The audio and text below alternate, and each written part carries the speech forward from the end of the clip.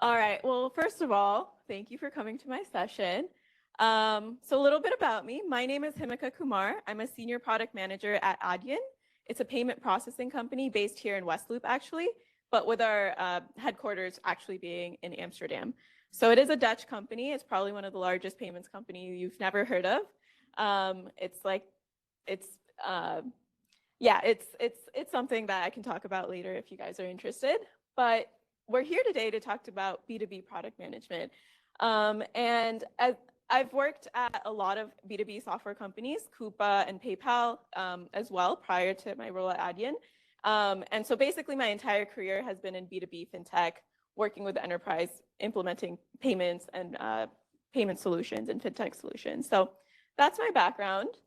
I really want today's session to be extremely interactive and conversational. So I don't want to stand here for 50 minutes and talk to you. So I'm hoping to engage all of you. Maybe if you guys want to move closer, if you're interested. Yeah. Oh, well, that's fine. But yeah, so we're going to talk, we're going to work on problems together. And I hope that's okay with you because otherwise this is right before lunch and people tend to taper off. So let's get started. So first of all, what is B2B product? Let's just start with that. Does anyone want to take a guess, answer, talk about it? Yeah. You're selling to businesses, not people directly. True, correct. Big difference. Yeah. You are building or selling a product. So it could be payments through card or payments through banking. Right. Selling to a company. Yeah. You have a sales force, like a sales A sales group. That's actually a really good point. Yes. Yes, it is also different for B2B. Any other sort of thoughts, inputs? Okay, well, I don't even have a slide on what it is because I just want to talk about it. So I think all of the points you guys covered are extremely important. B2B product management, I would say the biggest difference is that your customer is a company. They are extremely large, in a lot of cases, larger than you as a company. And the person choosing to use your product is not the person who ends up using your product day to day. So the decision maker of buying the product software is not the user. So you're actually catering to two types of users. One is like the executive who actually makes the decision to buy this product. And then the other is the person who actually is literally paid every day to use this product and make it work for the company. So I think that's a really key differentiator I want to mention. The other thing I think you mentioned is on the sales team part of it. So sales is incredibly important to B2B product. I don't think you can be a good PM in this space if you're not aligned with sales, because a lot of the way B2B product works is you are working with sales to sell something and also build it concurrently. So a lot of these things we're going to talk about happen in parallel. It would be impossible to explain them in that way. So we're just going to talk about it in one cycle, and then we'll kind of talk about how all of these cycles for different products and companies happen at the same time. So to keep this fun, to compare B2B to B2B and B2C product, right? Customers and users. Like I said, B2B, we focus on the client and their users rather than helping solve a personal need of a specific user. We also have different release cycles, right? You can update a B2C product like Instagram, for example, anytime. You're not waiting for your clients. But for B2B, you have to let them know. It's a quite large upgrade that they have to account for. They need documentation on. They may have to do updates. So you can't just release anytime you want. And then the last key difference is the stakeholders. It's a lot more complex in the B2B space because, like I said, you're selling to one person, someone else is using, and a lot of times it's even more complex because you're selling to one VP, let's say, but then there are 5 different users with 5 different modules, and they all want different things. And it's basically you're doing kind of a lot of jobs for this company that you're selling to. So it can be quite complex. So I like to really simplify things. So I've really tried to simplify B2B product into like 6 pieces, I would say 6 components. And I've tried to put them in sort of groups that I think make sense. And this is what I have seen kind of throughout my career. So first is understanding.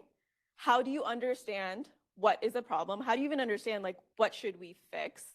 Understanding what your customers need, what your users want, what your sales team needs versus what the exec wants versus what the market wants. I think that is like the first key important thing.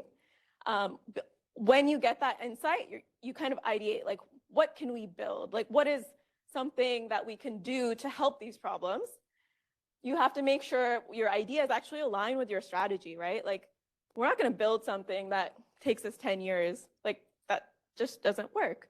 We're not going to build something that we can't price. We're not going to build something that doesn't align with the company's core strategy or doesn't align with the business use case or just doesn't work for other strategic reasons.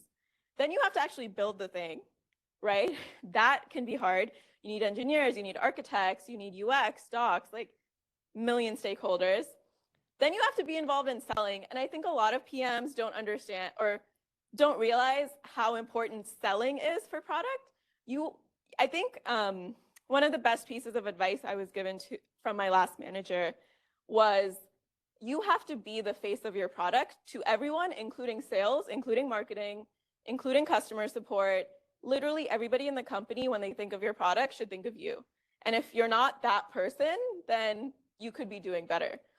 And I think that was a really interesting piece of advice that I've always tried to live up to. You have to be able to scale your product. So yes, you got 1 customer, but then what about like the other 50 that you need? And then once you get there, you'll understand like, hey, we didn't really build it full. There's now more problems. So let's understand what they are. And let's go back and do this all over again and just continue until you're tired. Yeah. Yes, of course, please. So I guess, is this, that's kind of like a life cycle. So it is you're thinking of building a product. When do you think about how you're gonna sell the product in terms of like the ideation or understanding? Does it come kind of more towards, you already build it, or does it have to be kind of in the beginning too? I think it has to be all around. I think when you think of an idea immediately, and I think this will come with practice, is like you think of an idea and then you immediately are like, is this sellable? Like, does sales really want to sell this? And if no, then maybe like go back to your idea. Or can I convince sales to sell this? Or can I convince sales that this is what actually people want and they need to change their tactics? So you have to think about it. You have to think about all of these steps at every step, which is why the whole like arrows could go the other way too, and all across too. Yeah. Yeah. So are any of these steps different for B2C in terms of? Honestly, I think not really. Maybe the selling part you do less of, and maybe the scaling part you have less control over because that's more of a marketing function. But I think you could genuinely like extrapolate this to B2B or B2C and it would work. It's more about like the considerations at each of these steps are different. The consumer at the end of these steps is different. And the way you make it happen is different. Thank you. Yeah, there are more questions. Yeah. Here? Hey, I had a question. So Yeah. basically, when we talk about B2B product management lifecycle, how do you go about defining the product vision? Because you are actually catering to like the C-suite or like the C-level executives. So how do you go about defining the product vision so that it caters to the maximum number of audience? You keep it very generic. And that's what you'll notice a lot of product strategies are. If you go to Salesforce or Atlassian, right, their product strategy is revolutionizing business spend. Like that could mean anything. It's so extremely generic.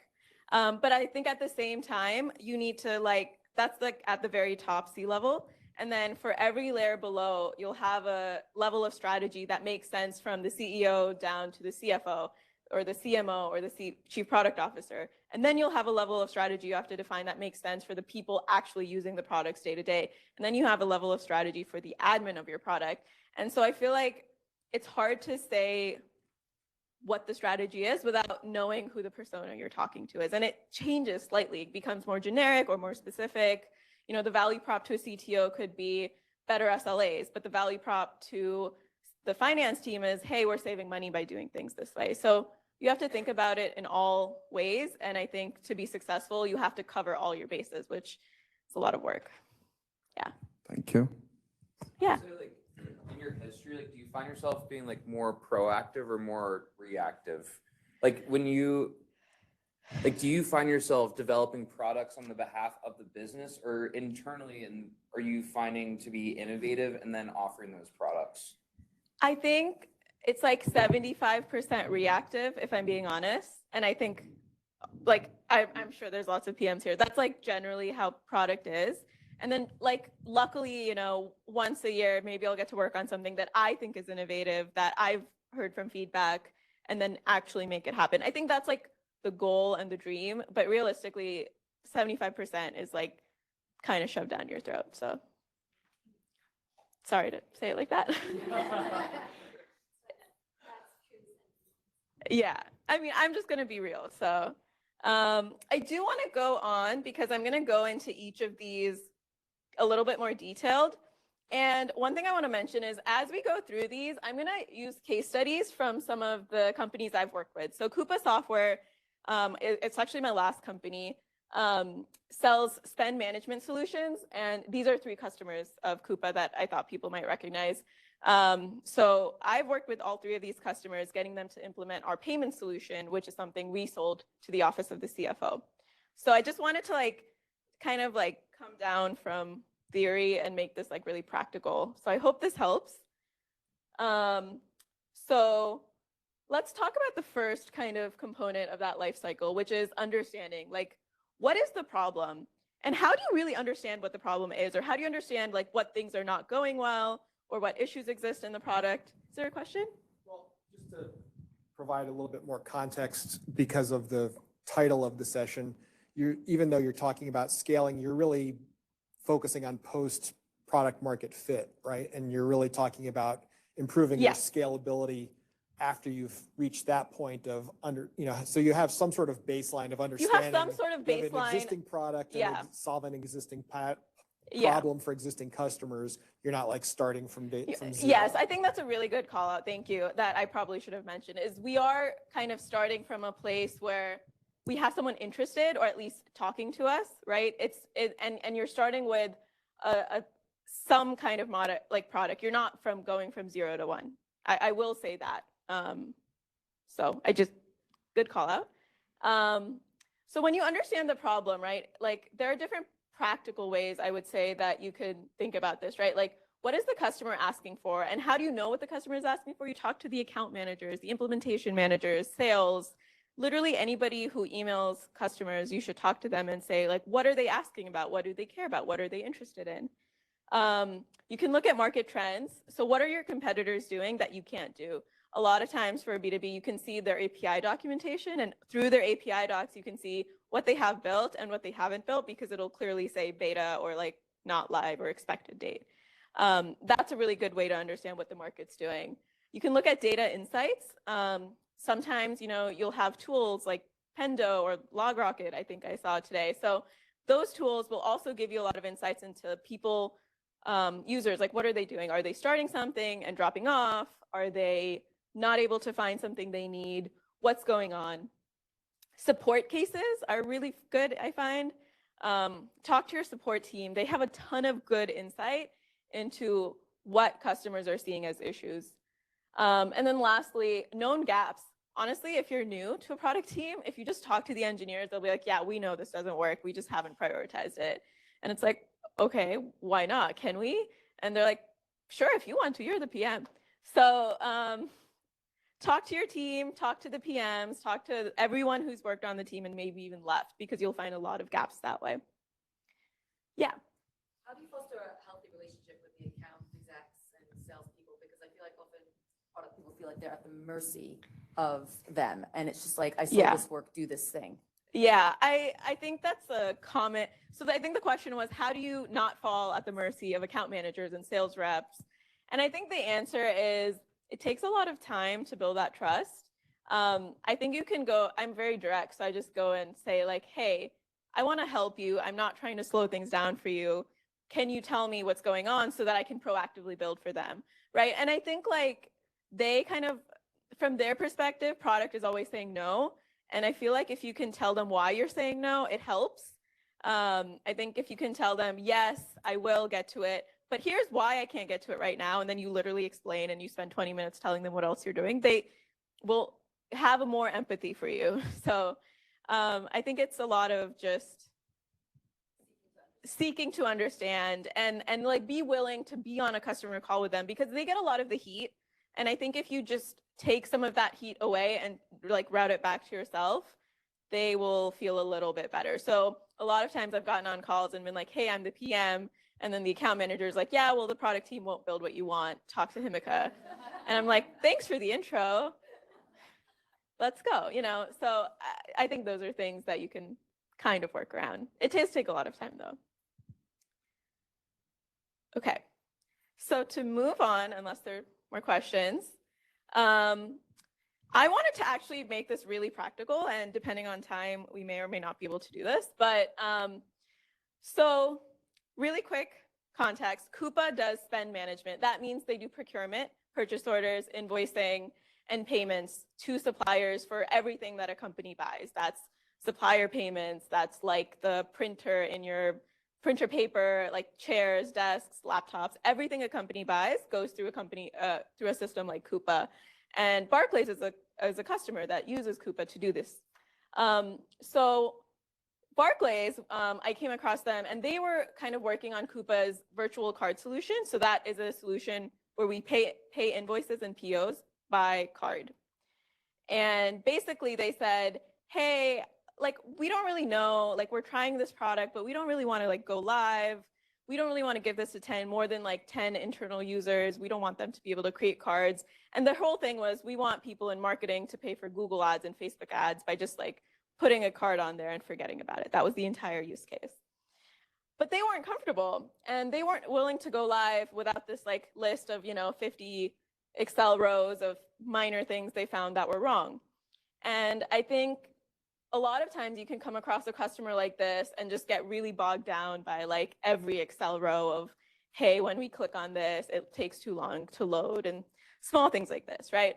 But I think the real problem could have been like, to really understand the problem, what we did is we went to like different people at Barclays, because of course this is a project team of like 40 people. And we said, what is really like the problem? Like, why are you taking 6 months? Why can't you do testing? Why are you not like using our product, even though, like at this point, they've already bought our product. They're not using it and they're wasting their money. So we're really confused. And so I think as an example, like when we talked to their finance team, they said, hey, like, I don't know if you realize, but in the UK, which is where Barclays is located, we need to be able to get tax back. So every time we spend money, we need to be able to reclaim VAT.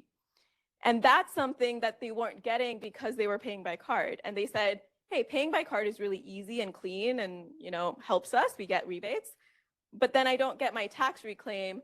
And that's why like, we're not comfortable going with more than 10 users. And this is like, well, sales didn't catch it. Like no one caught this. So what do we do now?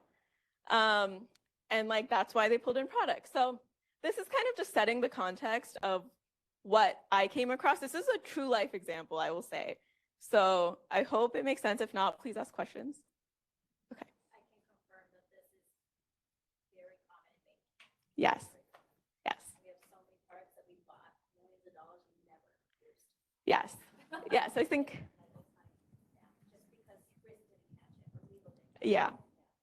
Yeah. I think there's a No, question. I wanted to support your point because in many industry, you only have one shot. Yeah. If you screw it up at phase 2 here, it's going to be very hard to recover. So that part is really important. Yeah. And I think it's really important as a PM to like get in there, like get yourself in front of the customer, because a lot of times just even getting to that point can be hard. There could be a lot of people who say no or let us handle it. Just ignore all that and go get in front of the customer, even if they're huge, even if the call is at 4 a.m. your time because they're in London, just do it. So moving on to the next component, I want to talk about ideation, and then we'll come back to this component and how we ideated to solve for Barclays. I think for me, ideas are really interesting. They can come across them at any point, but it always just helps like to have like a good old-fashioned meeting where everyone's just like throwing out their ideas. I think that's like sometimes just exactly what you need. But other ways you can do this is to watch the customer. Like, how are they using your product? What are they like struggling with? You know, if you watch your customer use your product, you can really see like what their pain points are. You can do usability testing if you have that available to you. That's not always available. You can have customer advisory boards. This is also pretty common, I think, in the B2B world, where you like literally get like 20 customers together in a room and then you talk about what do you think we should be doing. And a lot of times that will lead to innovation. Like, they will tell you what they want. They will say, hey, I used to work at X company. This is how we did it there, but we can't do it here with your product because of this reason. So I think a lot of innovation is already there in the environment you're in. It's just finding it and getting people to talk, because I think a lot of people sometimes don't want to talk. Like, when you come as a PM, they think you know everything, so they don't want to raise their ideas. So I think that's important too. And then just like non-creepy ways of watching them, like use the product. I think that's also very helpful. So pause, questions. Yeah. Sorry, yeah. For the advisory board, I guess, who do you invite there? Or like, I guess, in terms of if you're thinking of the buyer and the end users, like if you're thinking of the problem, I guess what are you usually seeing, you know?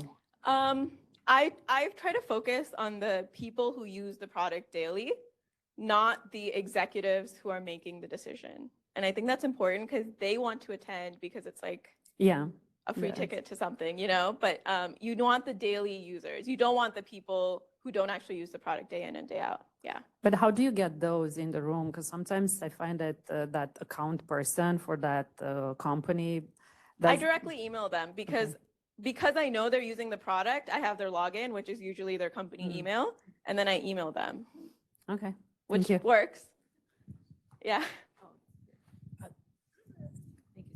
A couple of things like I've done also is you entice them by telling them that they get to spend time with their peers who are in the same job role that often they don't get to do. Yes. Because for them, to be honest, a lot of times they're less interested in hearing from me as a product manager, but they're more interested in hearing from their peers that work at all the other companies. So that's a big incentive. One other comment is when I've done advisory boards, it depends on what you're trying to do. So if you're trying to really improve the product, yes, get the users. But I've also done advisory boards that are strictly focused on market trends. So I've brought the executives together to try to really understand where the market is going as well. Yeah, I think that's really a key point, is like they want to meet each other too, because then they get ideas. So I think there's one more question. Yeah, I was trying to think through in the B2B dynamic, the user as an employee versus the user as a consumer of the business. You know what I mean? Yeah. Like if you're doing like Salesforce. Oh, thank you. Like Salesforce, you know, the users are usually employees of another company versus like PayPal, right? So for observing users of companies who are the like consuming your product, but then selling to consumers, how do you work with product in the business on your buyer? Because there's like another product group in that org who has direct access to the users. So how do you work with them to get their users? Do you see what I'm saying? I typically ask them, but I think it's just a communication thing, right? It's like, so it depends on your product and it depends on the company, but you just have to go to them and say, this is what we want. And it's like, the idea is to help you. And sometimes you can incentivize it like, hey, you do this for me, I'll like solve a bug ticket for you that you've had open for 10 years, you know? And they'll usually say yes if you incentivize them. So I think you could be a little creative on getting to the right people. So for sure. Yeah. Back to the advisory board, them not just coming in and like bashing things that they don't Having, yeah. bringing in our customers like together like that. We talk about it, but like I'm so. I think, yeah. So the question is, how do you prevent your customers from coming in and kind of just like bashing the product and just like complaining for the whole time? And I think it's a very valid question. But I would say that kind of setting the agenda up front, saying we want to talk, we want to give you an insight into our roadmap that you haven't seen, and you only get to see it if you come here. So you kind of set the stage that this is for future planning. We know you have issues, and we'll sit down with you after this advisory board and talk about them. And that's another thing you offer them. But like this 1 hour or 2 hour session is really dedicated for just that. And everything else, we'll have your account manager, we'll talk about it, like we'll make it happen for you. So it's about separating those. Coupa actually did a really good job of this. We used to have advisory boards 2 or 3 times a year in different cities. So we would actually get people in person. So we do one in Europe, one in Australia, and one in the US. So that was really nice. Yeah. Yeah.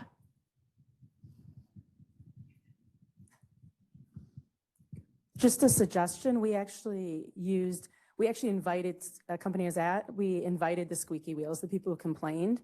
And no one wants to hear like the button should be blue, because the people that are there want to see like bigger things in the tool.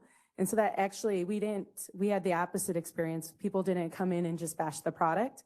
But an exercise you can do in an advisory panel is if you have things like the little stuff that they want versus the big stuff, you could go through an exercise, list it all out, explain what it is, and have people put money towards it, right? Everyone gets $500 and you can place it, and it becomes very obvious, like the bigger thinkers, the people who aren't squeaky wheels, who aren't just a bash, it'll become very obvious that that person who's the squeaky wheel needs to get on board. Because the point of the panel is to direct the vision or the next steps of the product versus the button's not blue and it's in the wrong spot, which we all get. I totally get that. Yeah, I think that's also a really good point. I think just being in person and hearing everyone else, it takes them out of the headspace they're in and like into a broader, it just helps generally. I think also in person really helps too, if you can do that. Just for the sake of time, I'm going to move on to a diagram I found from Appendo State of Product Leadership Report. So if you look at this, B2B, most ideas directly come from customer feedback. That's almost 40%. And then the remaining 27% is from product teams. So I think you can see very clearly that like internal suggestions are very low, but like number 2 on B2C. And that's because in the B2B world, everything is coming from the customer. So if you're not like in their face, if you're not talking to them regularly, it's going to be very hard for you to build the right things. And a lot of times by talking to them, you understand how to take your product to the next level, how to scale it from just being a little payment versus like something the entire office or like other people could use. So I think scaling also comes from talking to customers. So going back to our practical example of Barclays, remember we talked about how they don't want to use our product because they don't think they can reclaim tax. But it's, you know, from their AP point of view, hey, paying by cards is great. Everything's streamlined. I don't have to deal with an invoice. Things are approved on time, but we're not getting reclaimed. So one side of their CFO office is happy. The other side is saying, we can't reclaim tax. So we don't really want to expand this past like 5 people or 10 people. So I think once I figured out that was the problem, the way we kind of ideated on that was to say, okay, so the problem is you need data for tax reclaim. That doesn't mean you can't pay by card, right? Like, can we get you that data through another way? So one idea was, can we get that through the card networks itself? So I don't know if you guys know this, but card networks send a lot of data when you issue cards and process cards. And sometimes there's something called L2 and L3 data, which includes what the tax percentage was in the tax code. And in European countries, it gives you all that detail. We thought that was a great idea. So that was the first idea. We talked to our partners, we talked to MasterCard, and MasterCard goes, well, you're only going to get it like 40% of the time. And even when you do get it 40% of the time, a lot of times people are just going to punch in 0 because they don't really care. And by sending L2, L3 data, they get some kind of benefit. So it's just like bad data. So that kind of killed the whole plan of going to getting the data another way. So then we said, okay, we know that if people are spending on card, there's likely a receipt somewhere, right? Like they get a receipt. How can we get that information on the receipt? It's also on the receipt, and receipts are legally required in like pretty much all countries. So how can we do that? And then it was like, oh, like what if we just take a photo and like extract all the data and automatically type it in and all of that stuff, like image recognition. That was a great idea. And then we're like, well, that's probably going to take 5 years to build. So great idea, but maybe too far ahead. Another idea we came up with was, well, this kind of is annoying, but users can actually type it in and we can like predict it for them. We could do like poor image matching and predict it for them like 80% of the time and then have them correct it. And this way, we don't keep Barclays waiting for like another few years, but we give them something in like 3 months that they can use now. And no one seemed to oppose that idea because it seemed reasonable enough. And actually, that's the idea that we ended up going with, but I'll talk about why more later. Questions, comments? I feel like people are like really feeling or like empathizing with this problem. So that's good to know. So next, we have strategizing. Like we've come up with these ideas, and I kind of already did this, but does this make sense? Like, does your idea make sense? Does it like match up with what people want? Does it align with your business strategy? Does it align with what your stakeholders want? Like, is it even possible, like technically to build this? Like, do we have the technology, or would we have to acquire a company or partner with a new company to build it? Like, all of those things are considerations you have to think about, because you could have the best idea, which we did, but then realize it's impractical. And in the time it would take to build it, we would lose the customer. So I think strategizing is talking about how can we make this idea commercially successful? How can we build it so, of course, it supports our one customer, Barclays, but it also supports a myriad of other customers, right? Customers who are not even asking for this yet because they're too small or they're not quite as large as Barclays, but they're getting to that point and they will need this in the future. And kind of, you know, again, customer validation, we could just directly go back to Barclays and be like, hey, does this work? Other customers, like, would this work? Would you do this? Could you see yourself doing this in Europe? Again, focus group and advisory boards again, because not only do you ideate with them, you also validate your ideas with them. Competitor analysis, like, hey, you know, what is Coupa's competitor SAP doing about this? Like Ariba, what do they do? Do they even handle it? By doing this, are we differentiating ourselves? And if so, that becomes even another leverage point, because now we can sell it. We can think about monetizing it more because our competitors don't do it. Strategic alignment, does this make sense with what our company wants to do? I think a lot of you may have heard, you know, ChatGPT recently. So a lot of companies are out there thinking, how can we use AI, right? So if that is like something strategically your company wants to do, is that something, is this an area where we can tie those two things together? And lastly, the business case, like, does this make sense from a business standpoint of something we want to build and maintain? And, you know, among the myriad of other things that we need to build as a company, does it make sense to even prioritize this right now? So you have to always ask your question, like, does it make sense to do this and right now? So those are just kind of some of the thoughts behind strategizing. Any questions? No? Okay, cool.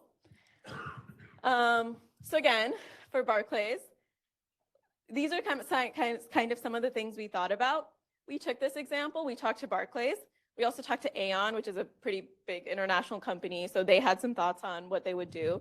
We talked to a few other customers and we realized, while it's not like they weren't super excited about it, they said it would unblock them enough for them to move forward. And especially Barclays, they said, hey, this would move us forward for another 2 years. So for me, that was like, this is still a win, because you can't ever get to your ideal state. You kind of have to incrementally build. So that was one way we kind of made sure this was successful. This could be successful. We talked to our sales team to see what they were feeling about this. If they were talking to people in Europe, what do they think? Like, if they started pitching this in their sales deck, did that work? Or did it get questions? Or did it get laughed at? Like, what was the feedback? So I think those are some ways that we were able to kind of validate this would be successful before we started actually building, like putting in all our resources to build it. Questions? Okay. So moving on to actually building something. I'm sure you guys have heard of minimum viable product, MVP. I kind of like this new term, minimum lovable product, because you don't want to build something so crappy that no one wants to use it, you know? You want to build something that people like to use. So I would say maybe go a little bit like 10% extra to make your MVP a lovable product, something people actually want to use. Something that excites them, something that's like, oh, this is really cool. I think that goes a long way. And, you know, I think this is something we've all heard before, but, you know, you align your stakeholders, you get your input from your UX, your dev teams, your architects, you write a PRD, you make sure the PRD is clear, you work with engineers to make sure it makes sense, you kind of get a timeline, and then you build your code, you develop, you test. And as a PM, you should also be testing. I can't say this enough. There are so many times I found like things that no one would, like the spell, like if you have an engineer in Europe, they might spell finalize with an S instead of a Z. And it's like, okay, but this product's being sold in the US, so we have to update the spelling. So like just test. Don't be afraid to get in there, get your hands dirty, report these things, release and iterate. You don't have to do this all at once, right? You should be always releasing in components that are releasable. You don't have to do a major release. You could keep doing lots of minor releases, and that way you're building something that is sellable and testable and agile, actually. Thoughts? Yeah. Is there any like frameworks that you use for stakeholder alignment that usually works for you? For us, like internal stakeholders? Like yeah, like internal stakeholders. Like our services side does not ever want to push our MLPs and PPs because they're just like, no, we don't, it's not like fully functional, or it's not like perfect yet. So we don't want to tell our customers about it that we're working with. And it's just, I don't really know how to get past that. I think that's something at a company level that maybe needs to be discussed, or just working with individual like customer facing folks like, hey, I know this isn't perfect yet, but otherwise you will likely lose the customer. So what's better? You know, kind of just pushing them to say, this is still better than what they have. And honestly, if you can directly talk to the customer, then maybe you can convince them. Yeah. I think another framing for it, and I think one of the reasons to not go into lovable is that making it lovable, I think, implies a greater certainty that this is the right product or this is the right feature, and you don't know. And so the faster you get real feedback in terms of real usage, the more that you're validating that. And so, you know, maybe another model is that you're releasing an MVP in some sort of way, being prepared to then very quickly make it lovable if people say, oh yes, this is solving like a really painful thing for me, but accept that it's kind of a pain in the ass. But if nobody cares, then you don't bother making it lovable. And I think the lovability thing is basically like icing on a mediocre cake 95% of the time. And that's what designers never want to hear, is that like, it's really more about are you really solving a serious pain point? And if you're not, the lovability layer doesn't actually change the outcome. You know, it's so. Yeah, I just, the only thing I'll say is I've seen really bad really bad products in the name of MVP that like just aren't usable. So it's like this defeats the entire point, right? So like build something that's good enough but not amazing, but also good enough that people aren't like upset about using it. That's all I would say. Yeah. Yeah. Another question? Yeah, I was actually kind of want to go off that. Yeah. Something that's really valuable is like that kind of like Pareto effect, like 80-20. Yeah. Like 20% of your products will make up 80% of your business. Right. So I was curious, like with that, obviously people, I think a lot of times in product or design, build things they're super passionate about, but it doesn't mean anything. They're building things that are going to sit on the shelf that no one's actually going to use regardless of how cool it is or lovable. Yeah. So at what point in this life cycle here have you found yourself in the past stopping development because regardless of how cool it is, it's not going to produce a ton of business? if there are customers who just don't care. You know, like if there's a customer who says, this is cool, but it's not going to change my decision, then it's not worth building, because there are things that will change their decision to go with you versus a competitor, right? So it's like, I think you're absolutely right. Like a lot of things we build don't get used, and that's okay. And if you see that happening, you should just scrap this and go focus on the things that are being used. But sometimes it's like, I still think sometimes there are those 20% of items that you build and slowly get adopted because people aren't used to them. So it's like finding a balance, but you're right. You should spend 80% of your time on the things that 80% are used more. So yeah. I found too that focusing on sales helps a lot. So if I've built products where when then you get to sales training and sales says, okay, I understand this, I can't sell it. I don't know how we're going to close a deal. I can't articulate a clear value proposition. I can't put this in terms. That's when the big red flags come up, as well as this might be a nice to have and not a need to have. So I found that getting input from the sales team can help a lot. Yeah, you should definitely get input from sales before you build something. I feel like is definitely like a helpful metric to guide your building. So if sales says don't build this, that's like a very clear sign, you know, that you shouldn't build it. Yeah. Okay. So just kind of moving on, I know we don't have that much time left. For our Barclays example, we built this, but one thing we wanted to keep in mind is that they're in Europe. So like, this is like a small practical example, right? They're in Europe. So we definitely wanted to make sure we released in Europe first. And a lot of times products can differ region to region. So those are things to keep in mind, right? Also, just making sure that what we were building, of course, to help them, but other customers. And it was something that we didn't build this until we had agreement, like written agreement, that they would use this in 6 months when it was released. And that way we made sure that our resource use was going to have some end result and like it would be fruitful.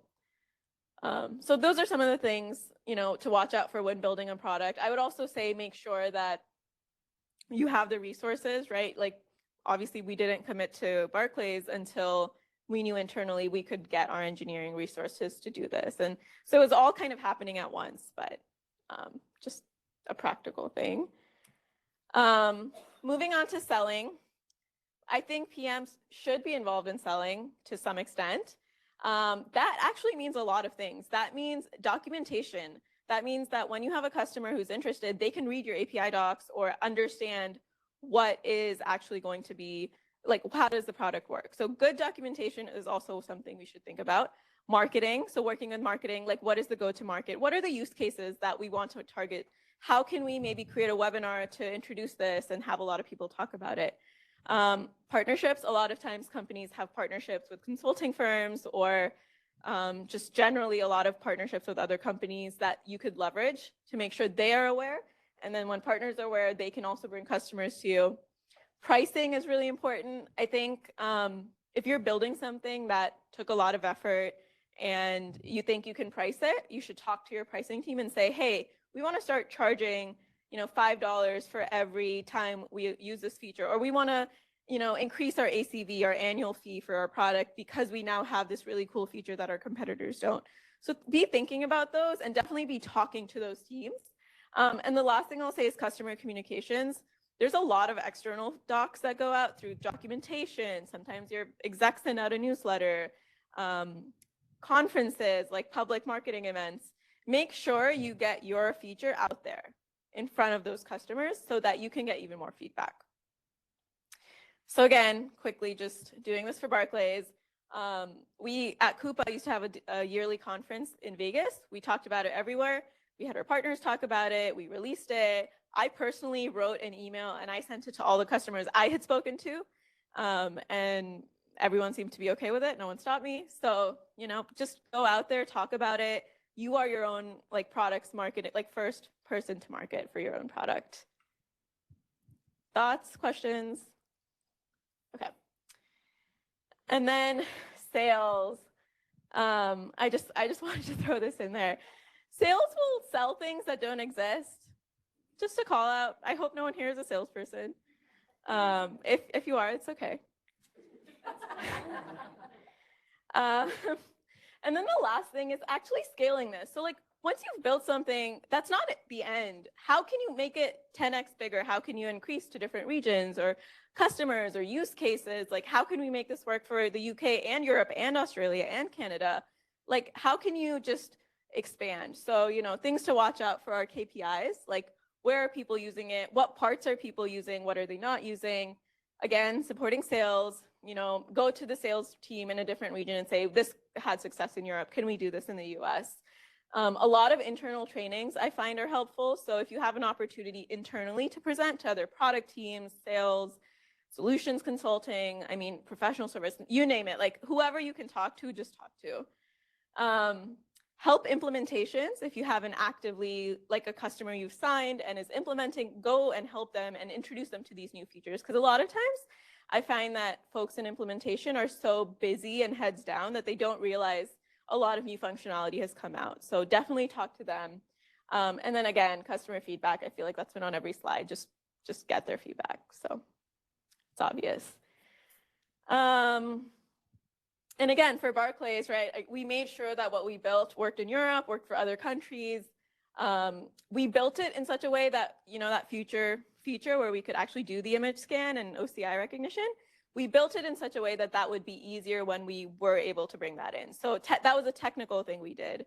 It's not obvious to customers at all, but we built it in a technical way that would make that easy. And then lastly, what I'll say is we had some success. So these are real life examples again from Coupa. You can see kind of like these have all become references for Coupa. These are reference customers. They're public. They talk about Coupa, I hope. And they really like were key successful customers. So I think this is kind of the end goal, because once you've achieved this as a B2B PM, you can like use it to sell to other customers. And this becomes very helpful for a new customer coming in. And then if you're too successful, you'll just have to learn how to say no. This was supposed to be a funny thing. That's all I have. So any questions, any last comments?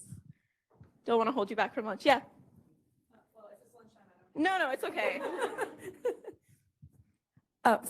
For scaling, do you have suggestions? You'd mentioned, you know, leveraging that you're in a different country, but scaling like outside of your organization, maybe resources you don't have, maybe leveraging partnerships or other ideas to scale that maybe isn't already a structure in place that you have to find yourself? For that kind of thing, it's helpful if you can find an exec or a VP who's willing to do that with you, and then they can tell you, hey, we've, you know, a lot of times they're involved in conversations you're not, so they can say like, we've been talking to this partner, we just like didn't explore it for XYZ reason, but if you think this is helpful, I can get you in front of them. So I think it's just like that to me is like internally bubbling it up to higher and higher levels, and at their level, they're much more easily able to like scale in that way or find strategies to scale in that way.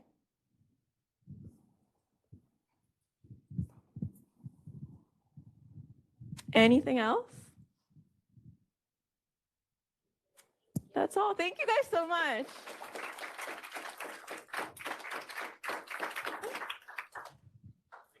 Thank you.